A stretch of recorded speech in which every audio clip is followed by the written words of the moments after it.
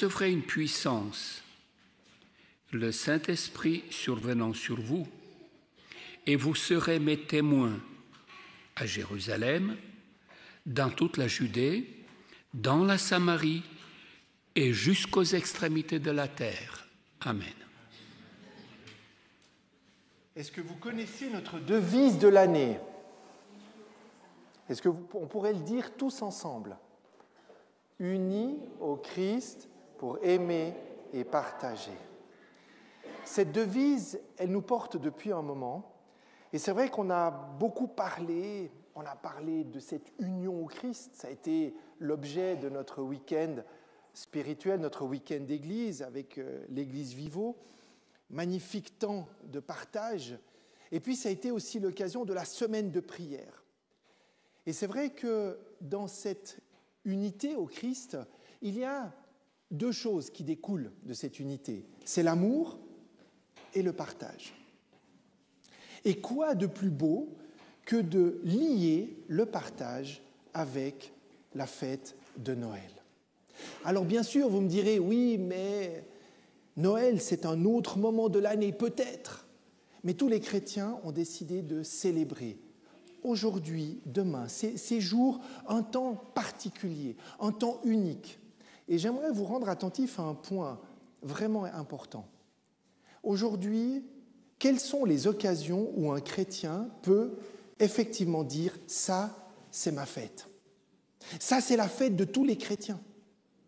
Il n'y a pas un moment autre que la fête de Noël pour dire que nous sommes qui nous sommes et ce que nous célébrons, c'est-à-dire le Christ. C'est une expérience unique. Les autres fêtes, on peut les partager avec nos frères et sœurs des autres confessions, comme le judaïsme. Mais Noël est unique. Noël, c'est la fête dans laquelle, finalement, nous sommes appelés à être heureux en fête et en joie. Alors j'aimerais ce matin que nous puissions nous rappeler que si nous sommes invités à célébrer cette fête que nous avons arbitrairement mis il y a bien bien longtemps, un 25 décembre, c'est parce que nous sommes appelés à nous réjouir de cette fête pour en témoigner. Et témoigner, c'est partager précisément. Oui, Noël nous donne une bonne occasion de témoigner de notre joie d'être des chrétiens, pas simplement une fois par année, évidemment, mais particulièrement ce temps-là. De moins en moins, Noël devient une fête chrétienne. C'est de plus en plus une fête commune et commerciale. Mais nous, aujourd'hui, nous voulons balayer ça pour nous concentrer sur ce que nous voulons célébrer aujourd'hui dans ce temps. Dans un temps sombre, dans un temps de ténèbres, les journées sont courtes, les nuits sont longues. Et même s'il ne fait pas très froid, ce temps est toujours un temps dans lequel la lumière a besoin de venir briller. Et je repense tout particulièrement à... Tu as parlé, Zoran, avant du livre de l'évangile de Matthieu. Matthieu nous donne plein de détails, et c'est vrai qu'heureusement qu'on a Matthieu et Luc, parce que sinon on aurait été un peu frustré quand même de savoir mais dans quelles circonstances tout ça s'est passé. Et Noël, c'est d'abord et avant tout, bien sûr, c'est l'annonce à Marie. C'est le silence de Joseph qui accepte. Mais qu'est-ce qui suit juste après, à partir du chapitre 2 ? Jésus étant né à Bethléem, en Judée, au temps du roi Hérode, voici des mages d'Orient arrivèrent à Jérusalem et dirent « Où est le roi des Juifs qui vient de naître ?» Alors oui, on sait que nos contes de Noël sont remplis de mages. Mais est-ce que l'on réalise que derrière cette idée du mage, cette présence de ces personnes, eh bien, alors on ne sait pas s'ils étaient 3, mais en tout cas, ils étaient des mages qui venaient d'Orient. Alors c'est où l'Orient ? L'Orient, c'est plus loin qu'Israël, c'est plus loin que la terre de Palestine, c'est bien plus loin que ce qu'on peut imaginer. Comment ces mages qui sont venus, qui ont suivi cette étoile, qui ont reconnu cette lumière, justement, qui était annoncée dans la parole, ils ont suivi cette étoile. Comment savaient-ils que c'était précisément celle-ci ? Enfin, je ne sais pas si vous regardez le ciel, il y a des millions, des milliards d'étoiles, mais ils savaient qu'il y en avait une qui devait suivre. Je ne sais pas. Par contre, ils ont su qu'ils devaient la suivre. Et lorsqu'ils l'ont suivie, Eh bien, d'abord, elle les a amenés à Jérusalem. Étonnant, pour aller dire à Hérode, mais où est le roi des Juifs? Alors là, Hérode, évidemment, pas très content de cette nouvelle.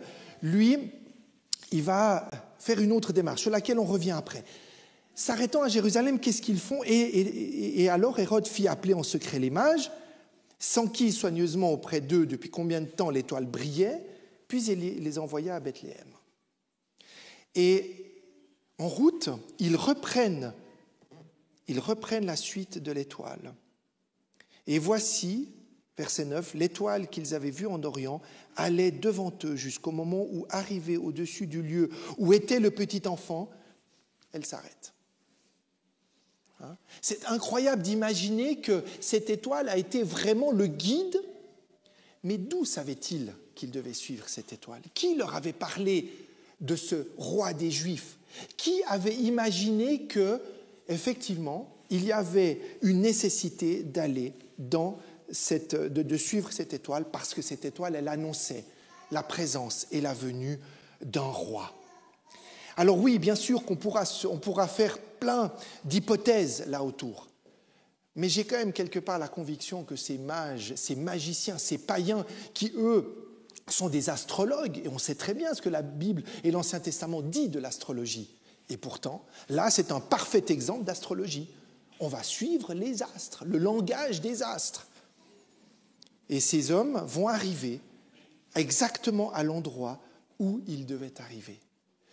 Pourquoi ont-ils fait ce chemin? C'est que probablement déjà bien avant, quelqu'un leur avait parlé, qu'un jour un Messie allait naître. Quelqu'un a bien dû leur lire quelques prophéties. Alors je ne sais pas s'ils avaient entendu parler d'Ésaïe 9, car un enfant nous est né, un fils nous est donné, et la domination reposera sur son épaule. On l'appellera admirable, conseiller, Dieu puissant, Père éternel, prince de paix. C'est un roi qu'ils cherchent. Peut-être ont-ils lu aussi Jérémie 23, verset 5. « Voici les jours viennent, dit l'Éternel, où je susciterai à David un germe juste. Il régnera en roi et prospérera. Il pratiquera la justice et l'équité dans le pays. » Pourquoi des hommes venus de si loin prendraient-ils tellement d'énergie et de temps pour traverser des contrées énormes, probablement hostiles, pour aller vénérer un enfant? C'est parce que probablement que l'enfant qu'ils savent trouver n'est pas un enfant, mais un roi. Ce n'est pas simplement un roi, mais c'est un sauveur. C'est le roi des rois et cette promesse d'un sauveur. J'arrive pas à imaginer que ces hommes aient fait tout ça simplement parce qu'ils avaient de la curiosité. C'est que quelque chose brûlait en eux. Ils attendaient probablement depuis longtemps ce signe, et voici que lorsqu'ils sont arrivés, qu'est-ce qu'ils ont fait? Ils ont vu la mère et l'enfant, ou l'enfant avec sa mère, et qu'est-ce qu'ils ont fait? Ils ont adoré, ils se sont prosternés et ils l'ont adoré. On se prosterne. On se prosterne non pas devant un enfant emmailloté dans la paille, probablement entouré d'animaux. On se prosterne et on adore le roi des rois, le Seigneur des seigneurs. Ils n'ont pas vu juste un enfant, ils ont vu la promesse s'accomplir et se réaliser. Est-ce que nous sommes capables aujourd'hui de réaliser que ce que nous célébrons n'est pas juste la naissance d'un enfant, mais c'est le salut qui vient dans le monde? Ces témoins, parce que ce sont des témoins. Les mages sont devenus des témoins. J'ai de la peine à imaginer, même si le texte ne le dit pas, que partis de Bethléem, qu'est-ce qu'ils ont fait? Ils sont rentrés et puis, c'est chouette, on a été voir le roi des Juifs et on revient. Non, leur cœur a dû brûler quelque part et ils ont dû témoigner de ce qu'ils ont vu. Et ils sont retournés où? En Orient. Peut-être en Mésopotamie, peut-être même dans des régions dans lesquelles la parole de l'Éternel avait été donnée il y a très très longtemps. Et eux vont retourner sur cette terre-là et ils vont être les témoins. Et en étant témoins, c'est quoi? De quoi vont-ils être témoins? Du roi des rois. Le roi des rois qu'ils ont vu et qu'ils ont adoré. Voilà des témoins qui sont des témoins de témoins. On en avait parlé. Ils ont entendu cette promesse et un signe du ciel et sur un signe du ciel, ils se sont mis en route. Quelle foi, mes amis! Regardez, scrutez le ciel, et un jour, il y en a un qui dit, ça y est, ça, c'est l'étoile qu'il va falloir suivre. Eh bien, ce sont donc les témoins de la promesse. Ils ont cherché, se sont laissés guider. Eux, des païens, des magiciens, des astrologues, ils ont réussi à se laisser toucher par l'Éternel, le roi et le père d'un peuple qui n'était pas le leur. Et d'ailleurs, aucun obstacle ne leur fait peur, la distance ne leur fait pas peur. Ils n'ont aucune crainte et en plus de ça, ils écoutent le Seigneur. Et quand Hérode leur dit de revenir, qu'est-ce qu'ils font? Ils partent par un autre chemin. Alors bien sûr que là, dans cette histoire, ce qui nous interpelle, c'est quand même le rôle des scribes et des sacrificateurs. Hérode va leur demander, mais c'est quoi cette histoire? Il doit naître où le roi des Juifs? Et là, sans aucun doute, qu'est-ce qu'ils répondent? À Bethléem, en Judée.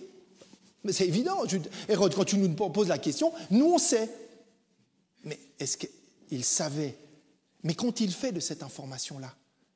Est-ce qu'ils ont fait quelque chose de l'information qu'ils avaient reçue? Ils avaient tout au niveau cérébral, ils avaient la connaissance, ils avaient reçu l'héritage de la parole par les prophètes. Qu'en ont-ils fait? Rien. Et non seulement ils n'en font rien, parce qu'ils ne peuvent pas lire le signe de son arrivée. Par contre, au lieu de, quelque part, en faire une joie, non, ils en font une peur. Et la première chose que Hérode va faire, c'est « attention, menace ». Donc, menace, ça veut dire que, voilà, il va y avoir, effectivement, un massacre qui va suivre, parce qu'aucun autre roi ne peut prendre sa place. Alors que Hérode sait. Il sait par ceux qui savent lire l'Écriture que c'est à Bethléem en Judée, car, d'ailleurs, dans le livre de Michée, il a dit « Et toi, Bethléem, terre de Juda, tu n'es certes pas la moindre entre les principales villes, car de toi sortira un chef qui paîtra Israël, mon peuple. » Voilà que ces prêtres et ces sacrificateurs sont aussi des témoins, mais des témoins contraires. Ils connaissent la parole, la prophétie, ils n'attendent pas en fait ce Messie, ou alors ils attendent un autre Messie. Peut-être l'attendent-ils toujours.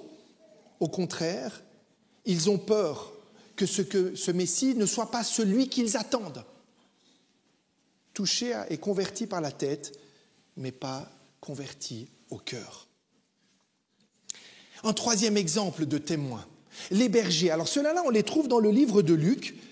Et là, c'est une histoire assez particulière, vous en conviendrez, même si on l'a chanté ce matin. Les bergers, ils font quoi? Ils sont ils passaient dans une contrée, et tout d'un coup, un ange apparaît. Et l'ange leur dit quoi? Ne craignez point, car je vous annonce une bonne nouvelle qui sera pour tout le peuple le sujet d'une grande joie. C'est qu'aujourd'hui, dans la ville de David, il vous est né un sauveur qui est le Christ, le Seigneur. Alors là, on aurait pu s'arrêter là, les anges auraient pu simplement donner cette information, et puis finalement, les bergers auraient pu être mis en mouvement par cette interpellation. Mais qu'est-ce que l'ange va faire à des bergers, des simples bergers, qui n'ont pas la culture ni la lecture de tous les textes prophétiques? Ils en ont entendu parler, certes. Qu'est-ce qu'ils vont faire? Les anges vont s'associer à une myriade d'anges. Le texte dit, soudain, il se joignit à l'ange une multitude de l'armée céleste, louant Dieu et disant « Gloire à Dieu dans les lieux très hauts et paix sur la terre parmi les hommes qui l'agréent. » Vous situez la scène, des bergers, perdus au milieu d'une campagne. Ils voient l'armée des cieux. Pourquoi Dieu s'est-il révélé à des mages? Pourquoi Dieu s'est-il révélé à des bergers? Parce qu'il va faire de ces mages et de ces bergers, de ces gens simples et de ces gens qui ne sont justement pas du peuple que Dieu avait choisi pourtant, pour être des témoins. Eh bien, ces témoins, qu'est-ce qu'ils vont faire une fois? Et là, Zora nous en a déjà un petit peu parlé. Ils vont entendre ça, ils vont être titillés. Enfin, je pense qu'on pourrait l'être quand même, de voir l'armée des cieux. Je pense que ça ne peut pas laisser indifférent quand même. Et qu'est-ce qu'ils vont faire? Ils vont aller dans la ville de Bethléem et ils vont trouver Marie et Joseph et le petit enfant couché dans la crèche. Après l'avoir vu, Qu'est-ce qu'ils ont fait? Alors eux, ils ne se sont pas agenouillés, ils n'ont pas offert des cadeaux, ils n'ont pas offert ce qu'ils avaient de plus précieux. Eux, ils racontèrent ce qui leur avait été dit au sujet du petit enfant. Tous ceux qui les entendirent furent dans l'étonnement de ce que disaient les bergers. C'est qui tous? C'est Marie et Joseph, enfin, il n'y en a pas 36 autres. Hein. Et le texte dit, Marie gardait toutes ces choses et les repassait dans son cœur. Et les bergers s'en retournèrent, glorifiant et louant Dieu pour tout ce qu'ils avaient entendu et vu, et qui était conforme à ce qui leur avait été annoncé. Voilà que ces hommes simples, modestes, vont être les témoins peut-être de ce que tout être humain aimerait pouvoir finalement voir, la gloire de Dieu et son armée céleste. Voilà que ces témoins finalement découvrent la joie du Christ et la partagent à toutes et tous. Ils n'ont pas juste partagé l'idée qu'ils ont vu un enfant, ils ont vu le Seigneur Jésus-Christ. Ils ont vu le Messie, ils ont vu celui dont on leur avait déjà parlé. Voilà des témoins encore différents. On a parlé de Joseph ce matin. Joseph qui a gardé une forme de réserve. Mais que dire de Marie qui, lorsqu'elle entend toutes ces choses, elle les repassait dans son cœur? Ça aussi, c'est une forme de témoin. Le témoin, ce n'est pas seulement celui qui part annoncer, c'est aussi celui qui reste en contemplation. Il contemple la gloire de Dieu dans son cœur. Et que penser après cette rencontre et après cela, de ces hommes et de ces femmes qui vont devenir des témoins de son action dans leur vie? Et chacun va être transformé de ce qu'il a reçu. Il va transformer en action ce qu'il a reçu pour transmettre et partager à celles et ceux qui seront autour de lui. Et j'avais envie de prendre un exemple ce matin. Vous pourriez en prendre d'autres. Un témoignage que je trouve très fort, c'est celui qu'on trouve dans Marc 6. C'est l'histoire de cet homme possédé. Alors là, on est bien sûr dans le ministère du Christ, hein, on est 30 ans après. Mais cet homme possédé était possédé d'un esprit impur. Quand vous lisez le texte, il vivait dans des grottes, il se faisait du mal, il était tourmenté jour et nuit, il hurlait sur la montagne. Enfin, ce n'est pas le genre de personne qu'on aimerait rencontrer au coin de la rue. Hein. Et cet homme-là va rencontrer Jésus. On parle d'un démon, plusieurs démons. Hein. Qu'est-ce qui va se passer à la rencontre de Jésus? Cet homme va être transformé. Cet homme va être bouleversé parce que finalement, Jésus va le délivrer de tout ce qu'il n'y a rien à faire dans sa vie. Et le texte dans Marc nous dit que retourné chez lui, lorsqu'il fut revenu à son bon sens, assis et habillé, les gens ont été complètement bouleversés. Cet homme qui se mutilait, qui se faisait du mal, qui était torturé, on le voit assis, comme si de rien n'était, habillé, et le texte dit, il avait son bon sens. Ce qui frappe, et d'ailleurs ça fait peur, puisqu'on va demander à la suite de ça à Jésus de partir, parce que c'est trop dérangeant, enfin c'était trop violent. Mais qu'est-ce que cet homme va demander à Jésus? Lorsqu'il voit Jésus monter dans la barque avec les disciples, il va dire quoi? Est-ce que je peux venir avec toi? J'ai envie, j'ai besoin de venir avec toi. Et Jésus va lui dire, et c'est très étonnant, hein, parce que parfois Jésus va appeler des gens, à venir, puis ils n'ont pas envie de venir. Alors lui, il a envie de venir, et puis Jésus lui dit non. Hein? Et cette phrase, elle est magnifique, parce que Jésus va dire à cet homme, retourne chez toi, dans ta famille, et va raconter tout ce que le Seigneur a fait en bonté pour lui. Et ce qui est extraordinaire, c'est que cet homme ne va pas réagir. Il va retourner dans sa contrée, que probablement, vous imaginez bien le souvenir qu'on a dû avoir de lui. Il retourne. Et l'Écriture nous raconte que plusieurs épisodes après, lorsque Jésus est retourné dans cette région-là, il a été accueilli à bras ouverts et on lui amenait toutes celles et ceux qui étaient malades. Voilà un témoin qui a été enchaîné par une maladie, par une souffrance, par quelque chose qui l'empêchait de vivre pleinement. Ce témoin a été retourné. Il a été délivré et sauvé. Et est-ce que ce n'est pas ça la rencontre avec le Sauveur.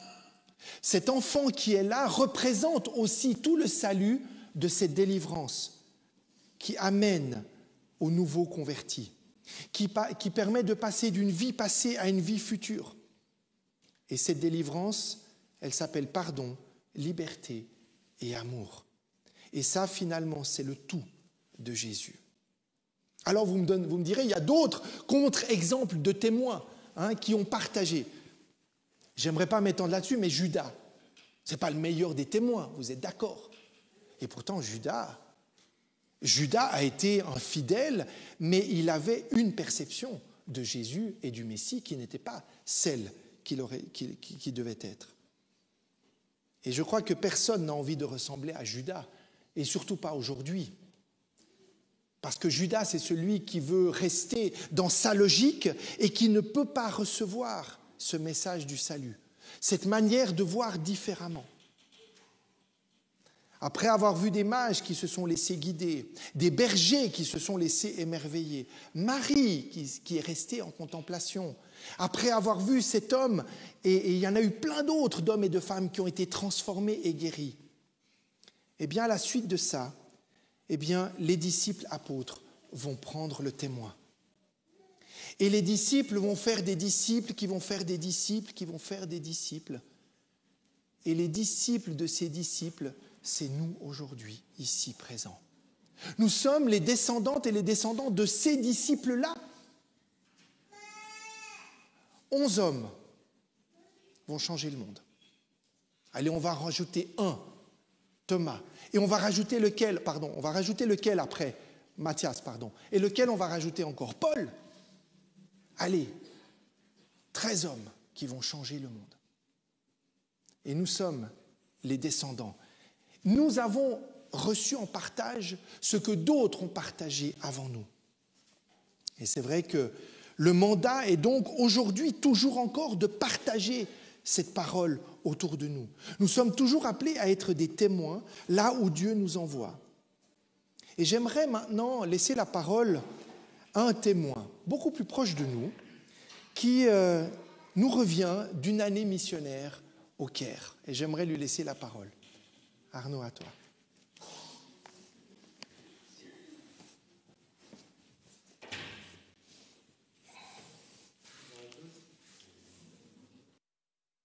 On m'avait dit que vous ne seriez pas beaucoup, puis après je vous ai vus tous debout quand vous chantiez, et après je me suis dit, il y a beaucoup. Mais donc voilà. Et nous aujourd'hui, comment on peut être des témoins? Aujourd'hui, comment est-ce qu'on peut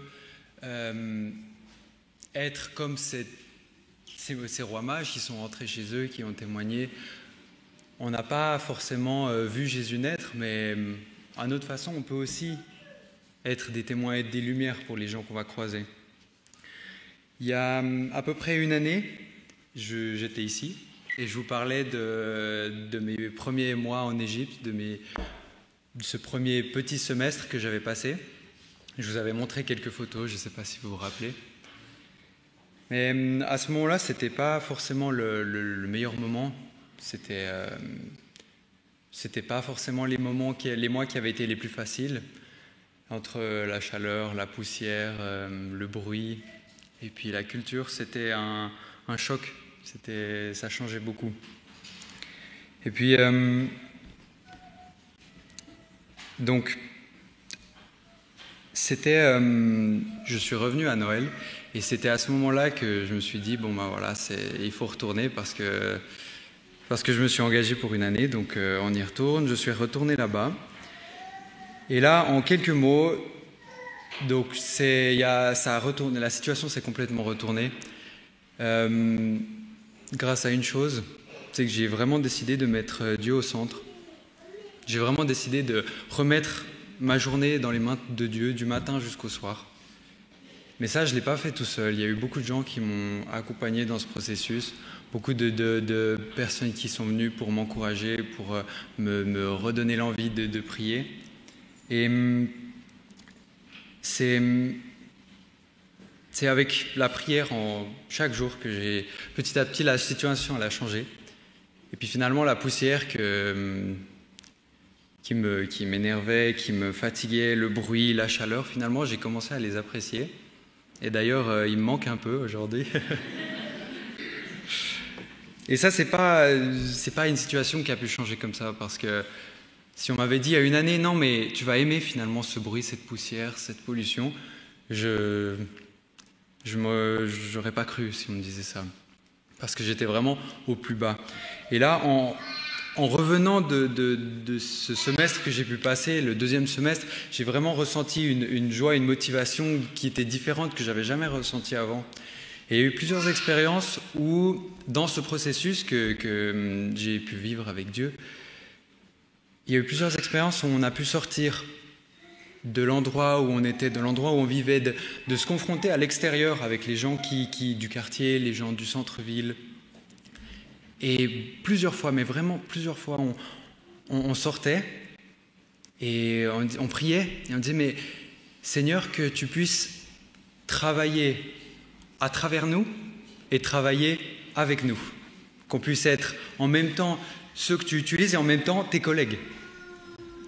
Et beaucoup de fois, ça me revenait tout le temps. Je ne sais pas si vous connaissez la chanson de Gaël qui dit, il s'appelle Le Parfum du ciel, et qui dit que Dieu, il touche avec nos mains et il parle avec notre bouche. Et beaucoup de fois, j'aimais cette image. Et je priais de dire, mais Seigneur, mais j'ai envie que d'autres personnes puissent ressentir ce que je suis en train de ressentir, cette expérience incroyable. Donc, utilise-moi, travaille à travers moi et travaille avec moi. Et le nombre incalculable de fois où on s'est retrouvé tout d'un coup en ville avec quelqu'un qui venait nous parler, ou bien quelqu'un qu'on croisait, on donnait un sourire et tout d'un coup la conversation elle commençait et dire mais qu'est-ce qui se passe aujourd'hui? Ah oui, c'est une fête, peut-être une fête musulmane, ou c'est une fête qu'on fait, c'est quelque chose comme ça. Et tout d'un coup, en 10 secondes, on se retrouvait à parler mais c'est quoi ta vision du paradis? C'est quoi ta vision de Dieu? C'est quoi ta relation avec Dieu? Et on se retrouvait avec des discussions comme ça et les gens ils s'ouvraient, ils étaient tellement dans le partage, tellement dans l'envie de parler, de raconter ce qu'eux, ils vivaient avec leur vision de comment Dieu est, leur vision de comment Dieu peut travailler dans leur vie à eux. Et des personnes mais à aucun moment on n'aurait pensé ça, qui pourraient parler tout d'un coup de comment Dieu il travaille dans leur vie, mais des musulmans ou des personnes qui ne croient en rien du tout. Et c'est vraiment un nombre de fois qui est arrivé qui est impressionnant. Presque tous les jours, il y avait peut-être un clin d'œil de Dieu qui disait « regarde, tu peux témoigner juste en priant ». Et en revenant ici, j'avais envie de continuer ça, j'avais envie de continuer à témoigner. Mais bon, le retour au confort, le retour en Suisse, ça n'a pas forcément aidé au début. Puis petit à petit, quand je me suis rendu compte que je perdais un peu cette relation avec Dieu, que je m'éloignais un peu, que tout d'un coup je repartais dans ma routine, dans les choses qui étaient confortables pour moi. J'essayais de nouveau de recommencer, de dire non mais Dieu, vraiment je ne veux pas perdre cette relation qu'on peut avoir ensemble. Et de recommencer à prier, de recommencer à dire mais utilise-moi, parce que si tu ne m'utilises pas, mais à quoi ça sert? Finalement, moi ma relation avec Dieu, ok, elle peut être bien, mais si je ne partage pas, ça ne sert pas à grand-chose. Je ne me sens pas utile, je ne me sens pas être la personne qui travaille avec toi. Donc, beaucoup de fois, j'ai remis ça dans la prière. Et il y a eu beaucoup de moments. Des moments spéciaux où j'ai pu témoigner, où l'autre jour, j'ai pris quelqu'un en stop. Et puis dans la voiture, elle me dit « Ah, mais tu sors d'où ?» Alors voilà, j'ai cette incroyable excuse que je peux dire « Non, mais je sors de Collonges parce que je fais des études en théologie. » Et j'aime beaucoup utiliser ça parce que ça amène des questions, mais ça amène aussi des discussions. Et là, elle me dit « Mais c'est bizarre, j'ai jamais rencontré quelqu'un qui fait ça. Pourquoi tu fais ça ?» Je dis j'ai pu comprendre l'importance d'avoir Dieu dans ma vie et de comprendre comment il travaillait tous les jours et comment tout ce que j'ai, c'est grâce à lui. Et elle me dit « Ah ouais, je croyais avant, mais maintenant, pas vraiment. Maintenant, c'est pas... c'était ma grand-maman qui me parlait de ça, mais maintenant, plus vraiment. » Et elle disait « Mais est-ce que ça marche? Ça marche, la prière ?» Je dis oui, bah oui, ça marche. J'ai pu faire plein d'expériences à des moments où je pensais qu'il n'y avait pas de solution et tout d'un coup, tout va bien. Tout d'un coup, je sens que Dieu est là. Et elle a pas parlé pendant quelques minutes. Et tout d'un coup, elle a dit, bah je crois que je vais essayer. J'essayerai une fois. Et je dis, bah oui, autant essayer, autant voir, autant essayer de comprendre comment Dieu peut travailler dans notre vie. Et je pense que c'est ça qui change tout, c'est de se voir pas comme quelqu'un qui a juste besoin de recevoir la présence de Dieu, mais comme quelqu'un qui peut, cette image qui déborde, on déborde tellement d'amour, tellement de présence de Dieu en nous, de Saint-Esprit qu'on peut en renverser sur les gens autour de nous. Et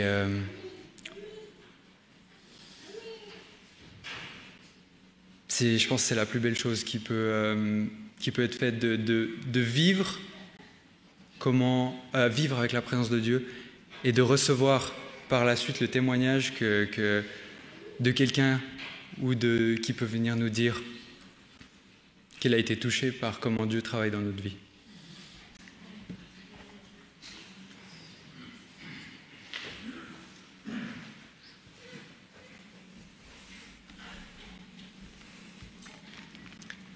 Et toi, quel témoin?